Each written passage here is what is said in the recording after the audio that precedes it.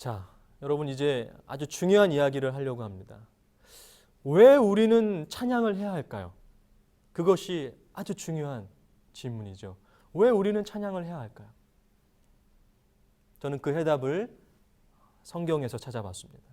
우리 창세기 1장 27절을 같이 한번 읽어보실까요? 준비되셨죠? 시작. 하나님이 자기 형상 곧 하나님의 형상대로 사람을 창조하시되 남자와 여자를 창조하시고. 이것이 바로 그 이유입니다. 하나님께서 우리를 창조하셨다는 거예요. 그렇기 때문에 우리는 하나님을 찬양해야 하는 것입니다. 여러분, 찬양이라고 하는 것은요, 높은 사람한테 하는 것이죠, 낮은 사람한테 찬양하지 않습니다. 우리를 창조하신 그 높으신 하나님을 우리는 찬양해야 된다는 거예요. 그런데 성경은 우리를 창조하셨을 때의 하나님이 하나님의 형상대로 하나님의 모습대로 창조했다는 거예요. 얼마나 감사한지 모르겠어요. 하나님보다 더 낮은 존재로 창조하신 것이 아니라 하나님의 모습 그대로 우리를 창조하셨다는 거예요. 그런데 우리 인간들의 모습이 어떻게 변했는지 한번 볼까요? 우리 인간들의 모습이 이렇게 변해버렸어요. 걔하고 이분하고 정말 닮았죠. 찬양하지 못하니까, 하나님을 알지 못하니까 우리는 점점 개처럼 돼버렸어요. 개처럼 살아가고 있는지도 모르겠어요. 이 할머니의 모습도 이 개하고 너무 닮았어요. 이 사람의 모습도 개하고 너무 닮았어요. 개가 되고 있는지도 모르겠어요. 하나님을 찬양할 줄 모르고 하나님을 알지 못하고 하나님을 사랑하지 못하니까 하나님의 형상이 우리의 모습 속에서 나타나지 않고 점점 동물의 모습처럼 그렇게 살아가고 있는 우리의 모습은 아닐까요? 여러분, 왜 찬양해야 할까요? 정리해 보겠습니다. 하나님이 우리를 창조하셨기 때문에 우리는 반드시 찬양해야 하는 것입니다. 하나님은 우리의 창조주이시고 우리는 피조물이기 때문에 우리는 하나님을 찬양해야 되는 거예요. 하나님이 우리를 하나님의 모습으로 아주 아름답게 걸작품으로 만들어 주셨기 때문에 우리는 찬양을 해야 되는 것입니다. 하나님은 작가이시고 우리는 그의 작품이라는 거예요. 이사야 64장 8절의 말씀을 같이 한번 읽어보겠습니다. 시작. 그러나 여호와여, 이제 주는 우리 아버지시니이다. 우리는 진흙이요 주는 토기장이시니 우리는 다 주의 손으로 지으신 것이니라. 아멘. 하나님은 우리의 토기장이 되셔서 우리는 진흙이고요, 우리를 아름답게 걸작품으로 만드셨어요. 너무 감사하죠. 그래서 우리는 하나님을 찬양해야 되는 거예요. 여러분, 혹시 빈사의 사자상이라고 하는 유명한 조각품을 알고 계십니까? 정말 위대한 작품이에요. 돌산을 파서 그대로 만들었어요. 아주 놀라운 일이죠. 사자의 모양을 만들었습니다. 그런데 이 조각품에는 사연이 있어요. 이 조각을 만든 분은 토르발트젠이라고 하는 분인데 1792년에 프랑스 혁명이 일어났을 때에 루이 16세와 마리 앙뚜아네트를 지키다가 전사한 786명의 스위스 전사자들이 있었어요. 이분이 그들의 이 전사됨을 기리기 위해서 이렇게 사자 모양의 조각품을 만든 거예요. 그런데 이 사자는 자세히 보시면 눈물을 흘리고 있습니다.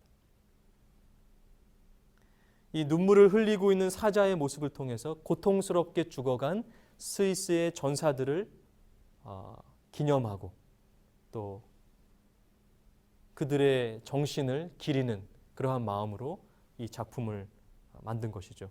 이 밑에는요, 그 전사자들의 이름이 한 명도 빠짐없이 다 기록되어 있다 그래요. 많은 사람들이 이 작품을 보고 어떤 생각을 할까요? 정말 그들의 마음이 어땠을까? 마리 앙뚜아네트와 루이 16세를 지키다가 전사한 그들의 마음이 느껴지는 것이죠. 그리고 저 작품을 만든 작가가 정말 위대하다. 어떻게 저렇게 정교하게 저 작품을 만들었을까 하면서 작가에게 박수를 보내고 또 영광을 돌린다는 거예요. 또 하나의 작품을 볼까요? 모나리자, 우리가 너무나도 잘 아는 작품이죠. 레오나르도 다빈치는 모나리자라고 하는 작품을 통해서 더욱더 유명해졌어요. 많은 사람들에게 사랑을 받고 있는 이 작품입니다. 그런데 여러분, 이 작품이 만약에 이렇게 망가진다면 어떨까요?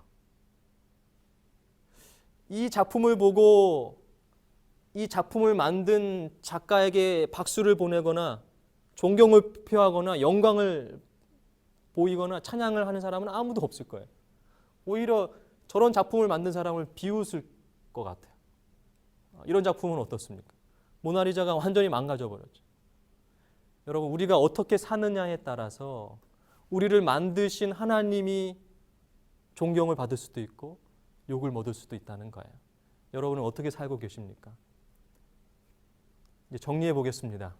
왜 찬양을 해야 하는가? 여러분, 놀랍게도 작품 자체에 박수를 보내거나 존경을 표하는 사람은 아무도 없어요. 그건 작품에 불과하기 때문에 그렇습니다. 작품이 혼자 스스로 생겨난 게 아니기 때문에 그래요. 모든 작품은 그 작가의 이상을 나타내주고 작가에게 영광을 돌리게 되어 있습니다. 작가에게 영광과 찬양을 돌리는 것이 작품의 존재 이유라는 거예요. 그렇기 때문에 우리는 작품이기 때문에 우리가 하나님께 영광을 돌릴 때, 찬양을 할 때에 우리는 가장 행복한 것입니다. 그런데 그 사실을 모르고 자꾸 내가 영광 받으려고 하니까 인간은 점점 불행해진다는 거예요. 여러분, 우리가 왜 찬양을 해야 합니까? 우리는 작품입니다. 우리가 영광 받으려고 하는 것은 불행한 인생이에요. 우리를 만드신 분이 박수를 받고 찬양을 받고 영광을 받을 때 그것이 작품에게는 큰 행복이라는 것입니다. 그것이 작품이 살아가는 존재의 이유라는 것입니다. 어린이 교사 여러분, 우리 아이들에게 그 사실을, 제가 지금 설명한 왜 아이들이 찬양을 해야 되는지 모르고 찬양할 때가 너무 많아요.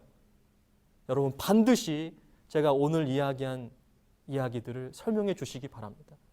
그래서 우리 아이들이 하나님의 작품임을 인정하고 하나님께 찬양할 때에, 하나님께 박수를 돌리고 영광을 드릴 때에 가장 행복하다는 사실을 경험할 수 있도록 해주시기를 간절히 기도합니다. 자, 이제 시간이 되었네요. 제가 설명한 이 걸작품, 우리는 걸작품이라고 하는 그 내용이 담겨져 있는 그 찬양을 좀 함께 하기를 원합니다. 여러분 잘 아실 거예요. 예전에 2004년도인가요? 그때 성경학교 찬양 가운데 있던 걸작품이라고 하는 그 찬양을 여러분 율동과 함께 한번 해보겠습니다. 그리고 첫 번째 시간을 마치겠습니다. 부끄러워하지 마시고 율동을 보시고 같이 한번 좀 따라해 보시기 바랍니다.